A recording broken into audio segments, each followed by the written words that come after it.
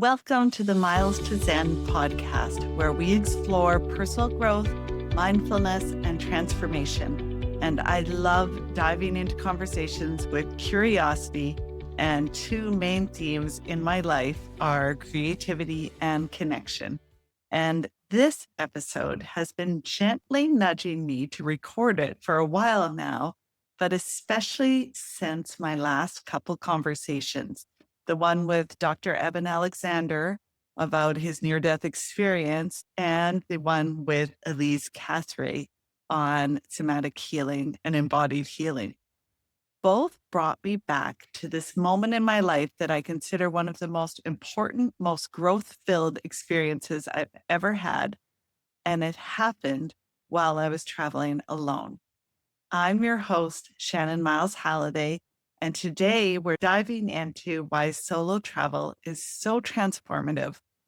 And also, I'll share some of my personal experiences from trips to Nepal that I did quite a long time ago and a more recent trip to Hawaii. So let's get started. If you're listening to this on YouTube, I have a few pictures of my travels that I share, and I hope you enjoy.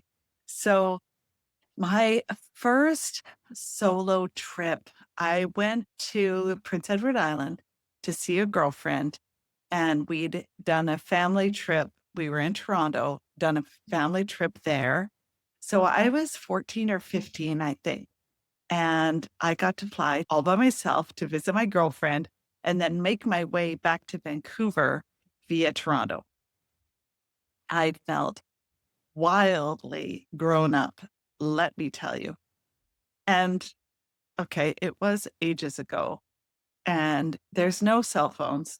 But I had what we often did as Gen Xers was to do the collect call. And so off I went.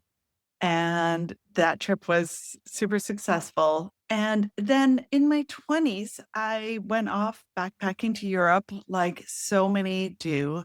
And I got to experience trains and hostels and connections. And when you're traveling alone, you are rarely alone, especially if you're going a backpacking route, um, or, taking these buses or trains that have set stops at pretty common destinations.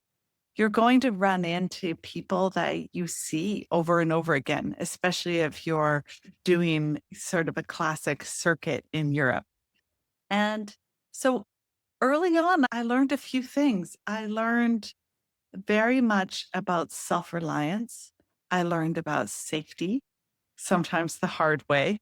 I did have somebody teach me a lesson I think I was somewhere in Barcelona, actually.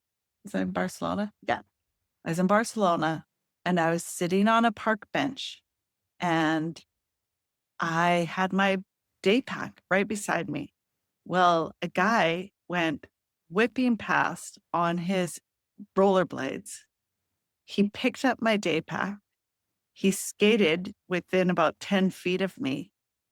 He laughed at me, and I was like horrified and just frozen. He laughed at me. He threw back my day pack. And that was the best lesson in security I could ever have had. Since that day, no matter where I am, I always have my arm through my backpack strap, purse strap. I don't put things on the back of chairs unless there's nothing in it. I am super aware of my surroundings. And you get good at just taking stock of realizing that you need to just pay attention. So that also means for me that if I'm in a new place, I don't have my headphones on. Or if I do, it's one earbud. So I can still be very aware of everything else that's going on around me. So excellent lesson on safety. I also always wore my really important documents on the inside of my clothes. just in case. I'd heard just too many stories, and I needed to be ultra self-reliant. And so that's part of how I did it. I just hide my stuff inside my clothes. And in one of those, you know, um, travel wallets that are soft that you can wear around your neck, or you can have a belt that you wear underneath your clothes, like a really comfortable, flat lying fanny pack. Totally nerdy, yes, but really works. So, my best trip ever. And this trip gets better every time I tell it.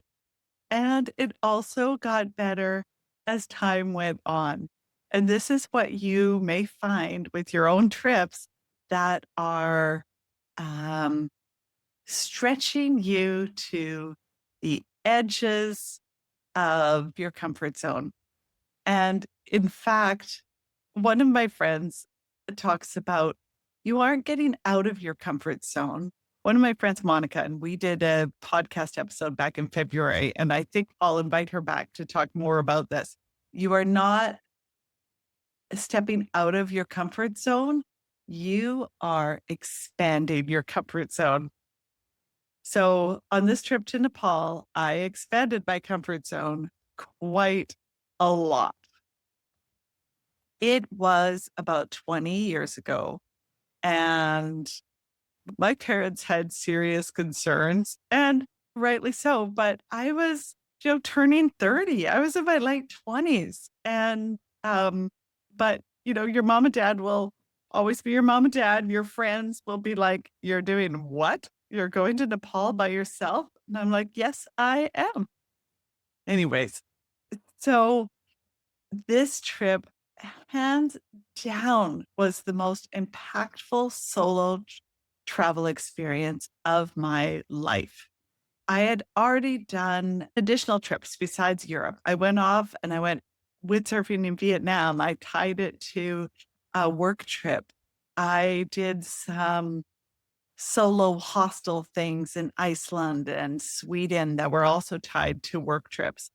But Nepal was different.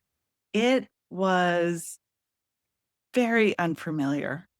And I was prepared in a few ways. I wasn't prepared in many. I'd had a friend tell me about a hotel to stay at, which was great. I'd done a lot of prep for the trip in terms of walking and hiking. So I felt pretty good about that. I also spent a fair amount of time at altitude. So I was feeling pretty comfortable with altitude, not 100%, however, but comfortable enough. And still, I was worried about altitude sickness, getting a stomach bug, how heavy my pack was. Would I be able to find the start of the trail? Um, Leeches. I'd heard about leeches and other stuff that I probably should have worried about, but I actually didn't know to worry. So it wasn't on my list. My mom and dad, well, my mom in particular, would always try to scare me out of solo travel by talking about the bugs. And in Australia, when she tried to scare me out of solo travel, the bugs really were accurate. And I don't love bugs. I love spiders even less. And I save the spiders. I don't kill the spiders, but still, they terrify me. And, my mom was right. There was quite a few bugs. But anyways, I remember getting to the airport and I was staying at this hotel called the International Hotel. And remember, this is like 20 years ago that my friend had recommended. And I looked and I had the hotel picking me up. Well, there was at least 3 people with signs up for the International Hotel. Like, oh man, turned out the right hotel. The people had my name. And so that made me feel so much better. So always like triple check. If you're meeting somebody at the airport, make sure they've got your name. Don't give it to them. Let them give it to you. Anyways, I go and I check in, I get my room and stuff. And everything about Kathmandu was so overwhelming to me because I hadn't experienced that kind of travel before. There were cows in the street and tuk-tuks and dogs and people and just so much going on. And I'm a very highly sensitive person. I take it all in. I get to my room. There's quite a lot of bugs. There's a gap under the door. And I felt pretty uncomfortable. I felt safe at the hotel, but I did feel a little bit uncomfortable. It wasn't quite what I had in mind. At that point, though, I'm pretty darn tired. So I go downstairs to the restaurant. And always, as another little tip, when you are traveling, if you find a place to stay, hostels are a great way to meet people and stuff. But depending on your age and depending on the kind of hostel, there may be hostels that have more, 20-year-olds that are partying it up, or it may be for travelers in general. And just check it out and have your starting hotel booked. You don't need to have your whole trip booked, but get that starting hotel booked. So you've got that comfortable place to stay launching pad that you can then build off of. So I arrive. Of course, I didn't know anyone there. I go downstairs to the restaurant and I start talking to a bunch of people. Well, these people were from all over the place and they had been volunteering in Nepal for a couple months. There was a German guy, a Danish guy, an American woman, a South African woman, and they were heading out to the Annapurna Circuit the next day. And they told me, they're like, we've got a guide and we've got some porters that are helping us. You're welcome to join us. At least just come with us to the beginning of the trail and then stick with us if you want to, and don't stick with us if you don't. And I really thought I was going to spend a couple days acclimatizing to the place. And I realized, wow, this is a gift. And also, what was also happening is thanks to them, I realized that there was a bus strike. So if I didn't go the next day, I may not get out for a few days. So off I go. And on the bus to the beginning of the Annapurna Circuit, the hike that I did, there was this woman from England who I sat beside, and we just got chatting. And she ended up being my roommate over the next 20 days. It was fantastic. And so it was so good. Just the beginning, it was like the universe just conspired to help me. Everything just started rolling out. I had a backpack. I had brought way too much stuff. And then I started traveling. And I realized that if I'd been going my own speed, I would have done fine with my pack. Unfortunately, I was trying to keep up with all these people with these 4 people who'd been in Nepal already for a couple months, and this other woman who'd been traveling in India and other places. And I was killing myself trying to keep up with these guys. So after day 4, we eventually hired the guide to take our packs. After day 1, I gave away anything extra in my pack that I didn't need. By day 4, I had found even more things to give away. So it was pretty funny, but it was great. And so, as I mentioned, I'd been worried about leeches. Well, after the first few days, I got them and they weren't as bad. They just had their share of my legs, and I took off my boots and brushed them all off, and it was fine. A little bit gross, yeah. But at this point, you're walking in the mountains and you're walking every day And the only thing you need to decide is, when I stop at this hut at the end of the day, am I going to have this item on the menu, or am I going to have the other item on the menu? And your decisions get wiped out. And that's one of the things in our lives. We're so busy. We have so much stuff going on. And when you just start walking and doing a trip like this, everything evaporates. You don't have your daily problems anymore. Sure, you may have like a blister, or your legs may be sore, or you may be tired, or you may be nervous, but you don't have the incessant demands of your daily life. I ran into someone, a man from France, and he said, every time life gets crazy, I come to the mountains. By the time day 7 rolls around, life is totally as it should be.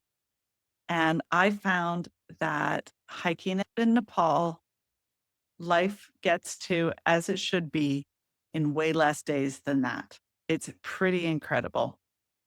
And you become deeply present.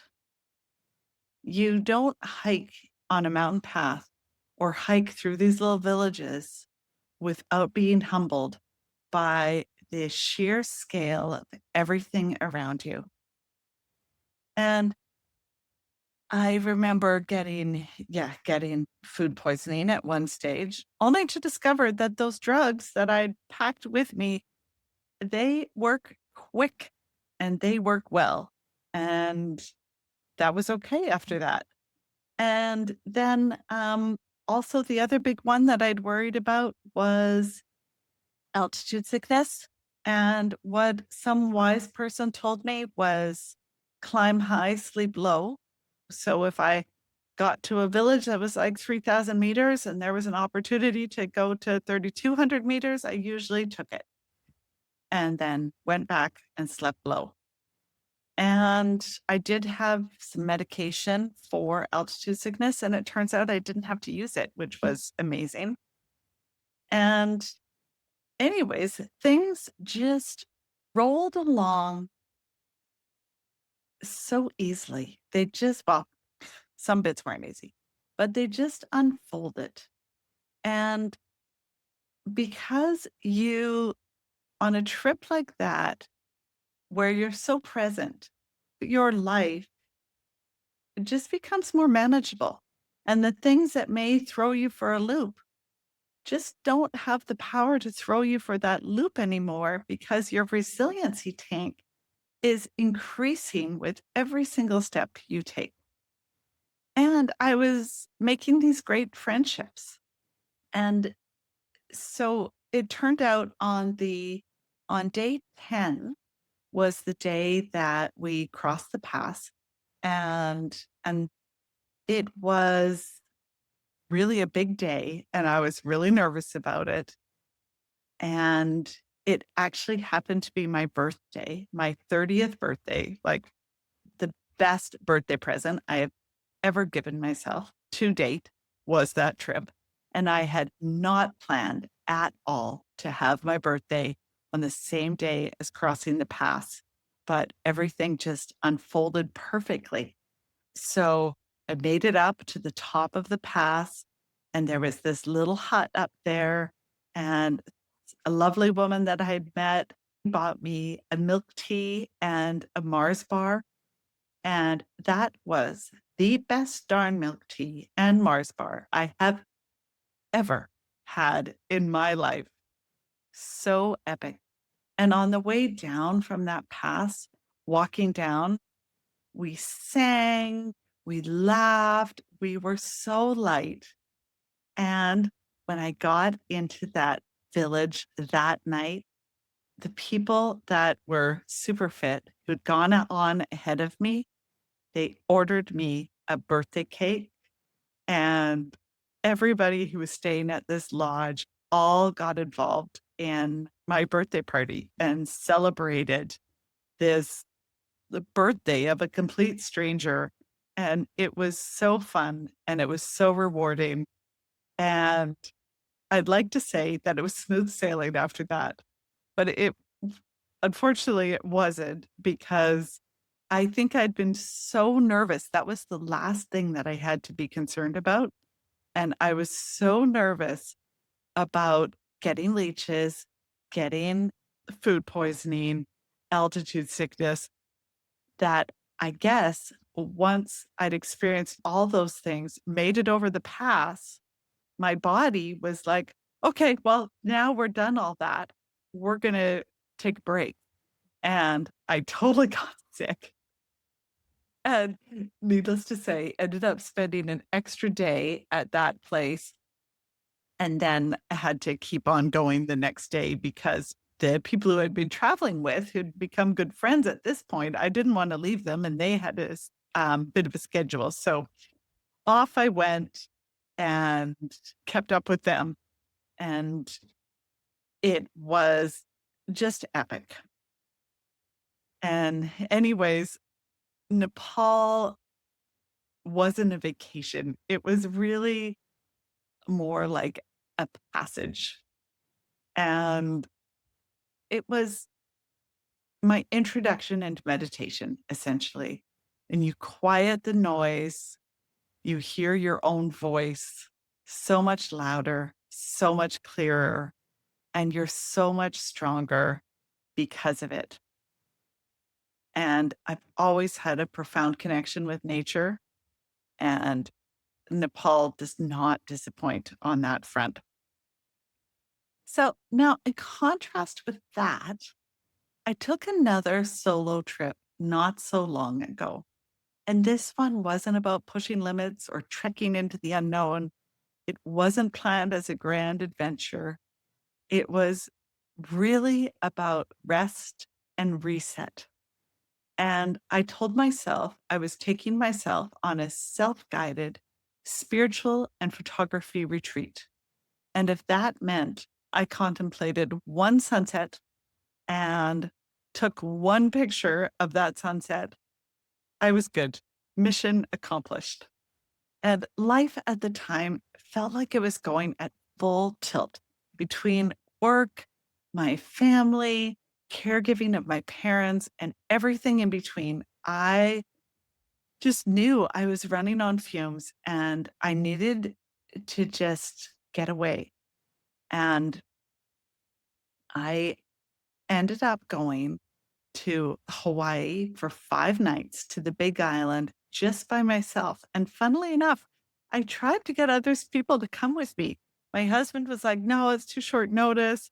My son thought the same thing. And then he kicked himself for realizing he could have got out of school. None of my girlfriends could come. So I went anyways. And it wasn't daring in the traditional sense. There was no leeches, there was no altitude sickness, but there is a discomfort taking yourself out to dinner by yourself, walking along the ocean by yourself with nothing to do but just be. Now, this takes a different kind of courage. And Hawaii, whereas Nepal probably gifted me with strength and self trust, Hawaii gave me something entirely different. It gave me space, it gave me creativity. I had like creative downloads come in like a freight train during that trip and after for months.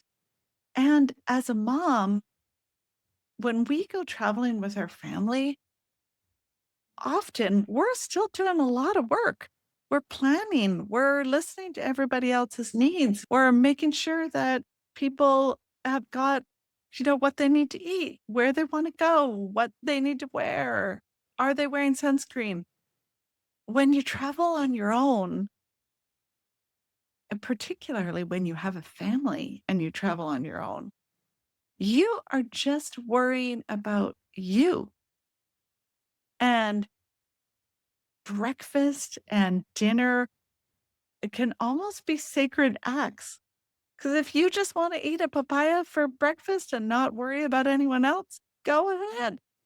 And so sometimes Solo travel isn't always about how far you go. It can be about a real return to self, to listening to yourself, making space for yourself, having the opportunity to do what you want. I did this amazing tour. I rented a kayak. I did these amazing walks. I felt the power of Pele on the island. I felt the wind on my face. I saw the turtles. I saw the hawks. I drove and listened to Taylor Swift nonstop in the car because no one minded. And I love listening to Taylor Swift.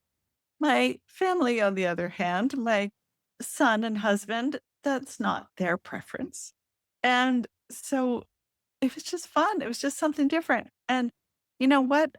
After those 5 days of such intense focus on resetting, giving myself space, gracing myself with time to just be with me, I was ready to come home.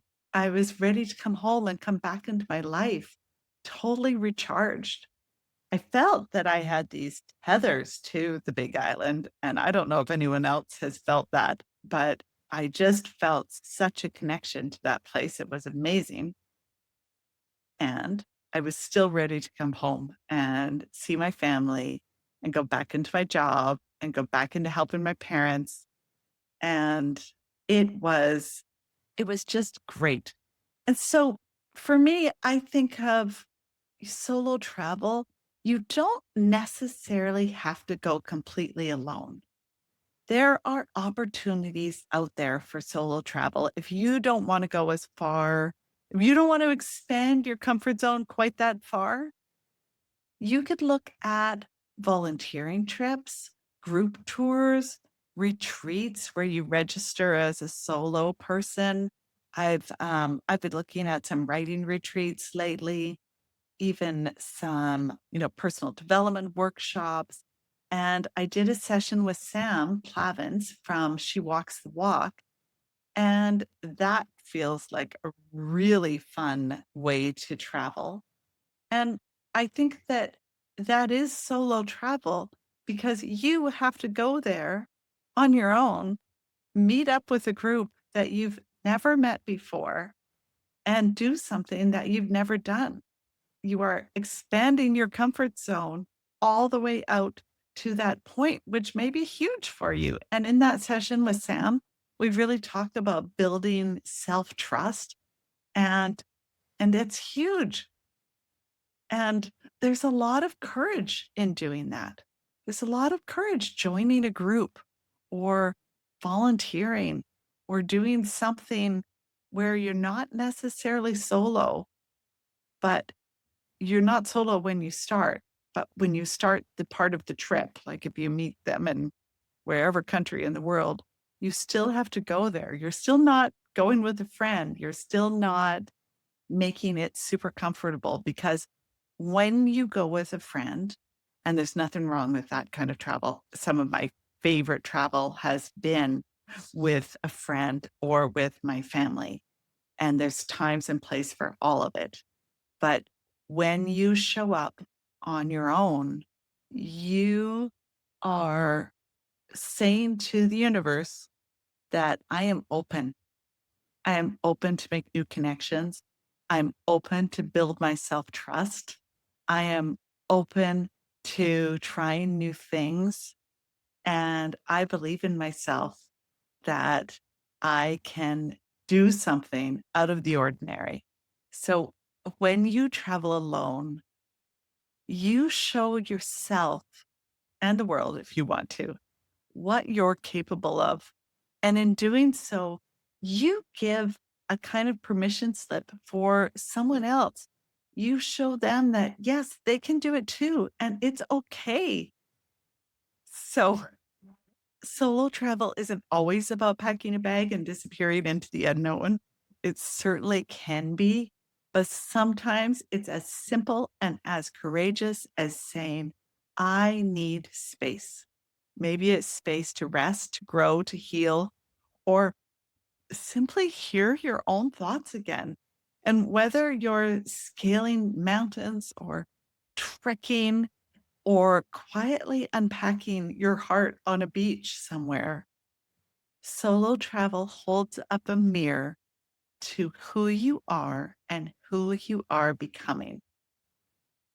And the trust you build by showing up for yourself, navigating unfamiliar places, feeling lonely, feeling free, that trust sticks with you. That is one of your souvenirs that you bring home.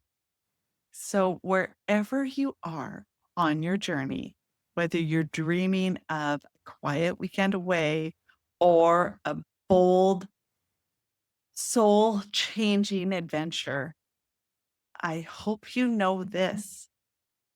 You can give yourself permission to go. You are allowed to gift yourself that space. And in doing so, you are giving others permission to do the same thing. I would love to hear your stories, your fears, your breakthroughs, and your favorite solo moments. Thank you so much for listening. If you were watching this on YouTube, I hope you enjoyed the pictures. And please don't forget to like and subscribe. It really helps more people find this content. And I hope you like the stories. So please join me next week for another Miles to Zen podcast. And until then, have a fabulous week.